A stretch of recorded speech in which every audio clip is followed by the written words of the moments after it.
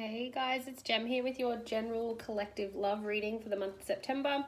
I've asked what's going on for the month of September, what can we expect, and obviously potential outcomes and blocks we may get, may experience. As always, guys, this is general, okay? So I'm just going to be channeling in generally. If it resonates, it does. If it doesn't, it doesn't. Don't stress about it. If you do want your own personalized love reading, though, you can visit the link takes you to my store, or contact me. We can book you one of those. Okay, so let's just see what's going on here. Like I said, I've channeled so single relationships. We'll see what comes in. So September. Well, right, so new love. A new person has stirred your romantic feelings. So this is obviously going to go both ways, whether you're in a relationship or single, but basically I feel like there's a real new loving energy being born in the month of September. Now for Australia, we're in spring, so that makes sense. Things are going to bloom. They're coming out of the darkness, that hibernation. So for singles, like, I'm feeling that if you haven't yet, you potentially will definitely meet someone this month.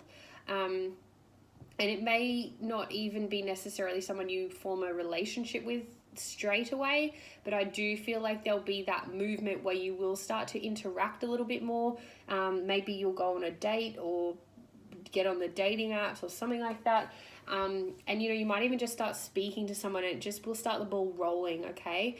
But also I'm feeling like you might even have just a new love for yourself and your approach to dating. If you're single, you might have a whole new vibe about it and feel really good and optimistic about it. So again, sort of ride and keep that vibration high, because I feel like that's all kind of going to come into one for you this month. And again, if you're in a relationship or you've started a new relationship, I feel like the love's just going to kind of be a bit refreshed. So if things have been feeling a bit stale in your existing relationship, just know that September is going to bring that opportunity for a real refresher, so to speak. Okay, so if you've maybe been a bit disconnected, maybe you've been separated with COVID or something like that, but yeah, September's going to start to bring that connection back into it. You're going to feel a bit more excited again.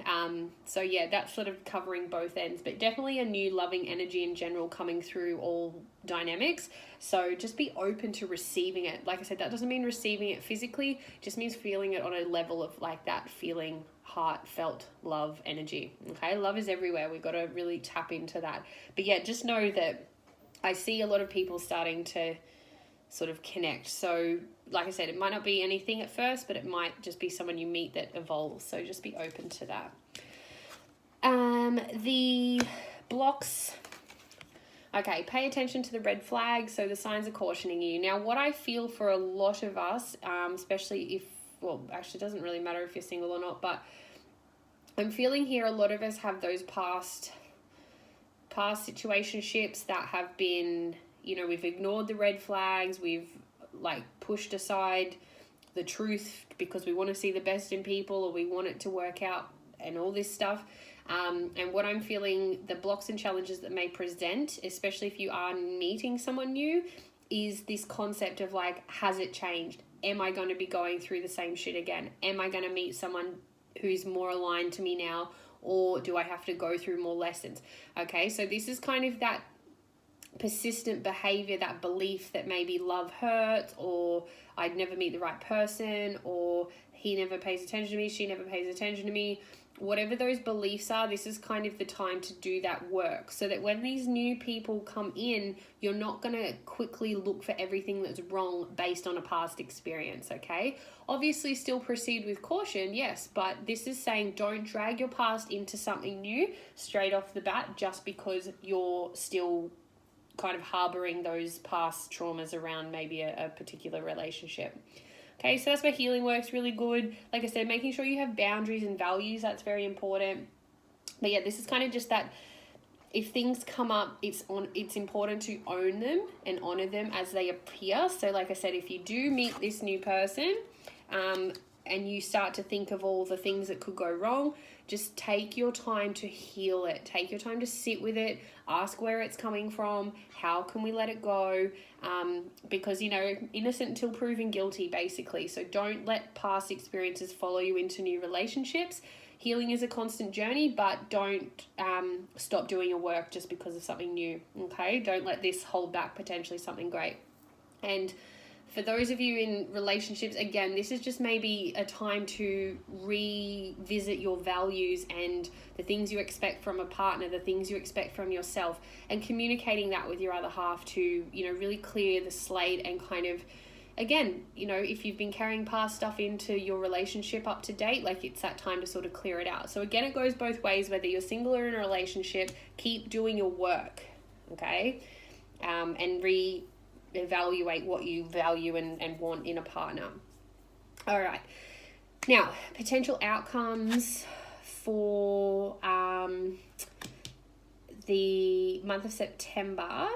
Now, okay, so first of all, we had the codependency card, but because I've asked this for potential outcomes, like I feel like this is going to be more of a healing around codependency. So if a lot of you have had attachments to people or relationships in the past, I feel like this is the cycle that's going to be completed here.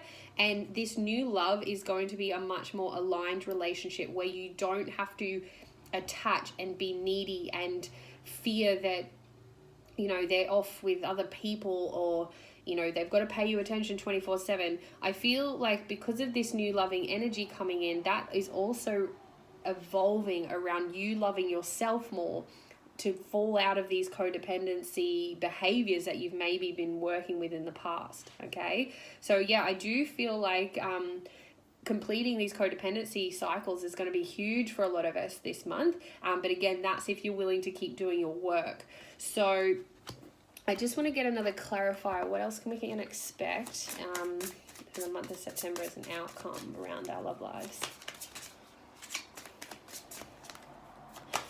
You know, so that's still a great outcome, like, you know, to be clear and free of trauma bonds. And, you know, if you've been doing your work, this is going to be a beautiful month for you.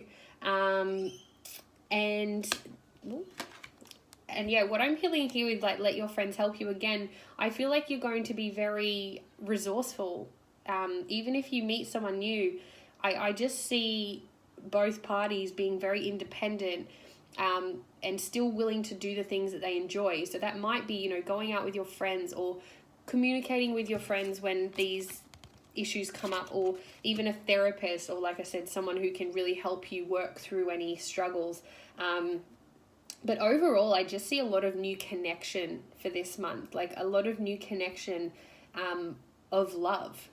And again, whether that's romantically, friendships, yourself, you know, I just see a lot of love everywhere, to be honest. Like, it's really quite nice. So, like I said, I feel like September's going to give you an opportunity around love. And I feel like then this is almost going to be a little bit of a universal test to see if you have healed from the past things that you were meant to learn in other relationships, okay? And it's not to say, when I say it's a test, it's not to say that you need to pass in order to get this new love. It's just basically saying that, you know, the harder you resist and the harder you make it on yourself by keep carrying that past baggage, the harder the relationship's going to be enjoyable. And that's all that is.